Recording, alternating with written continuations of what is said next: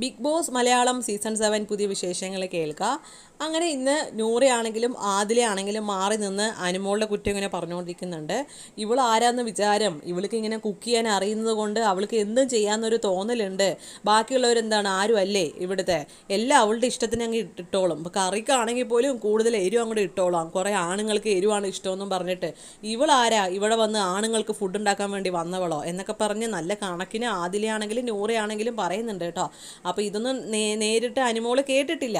അപ്പോൾ ഇവരിങ്ങനെ പറയുന്നെന്ന് ഒരിക്കലും സ്വപ്നത്തിൽ പോലെ അനുമോള് വിചാരിച്ചിട്ടും ഉണ്ടാവില്ല. ഭയങ്കര ഫ്രണ്ട്സ് ആണല്ലോ ഇവർ 3 പേരും.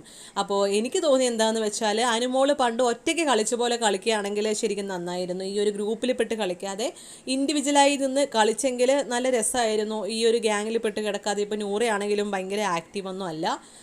ആണെങ്കിലും ഇടയ്ക്ക് കൊടുക്കുന്ന സമയത്തൊക്കെ നല്ല രീതിക്ക് അനുമോൾക്കിട്ട് കൊടുക്കുന്നുണ്ട്. അപ്പോൾ ഒരു ടാസ്കിൻ്റെ കാര്യത്തിലാണെങ്കിൽ പോലും ആ ഒരു ക്യാപ്റ്റൻസി ടാസ്ക് പോലും ആദില ഇടപെട്ടിട്ട് ഇല്ല അവൾ ചെയ്ത് തെറ്റാണ് എന്ന് തന്നെ ആ ഒരു കൈ ബെൻഡ് ചെയ്യുന്ന സമയത്ത് ഭയങ്കരമായിട്ട് എതിരായിരുന്നു ആദിലയിൽ നിന്നത്.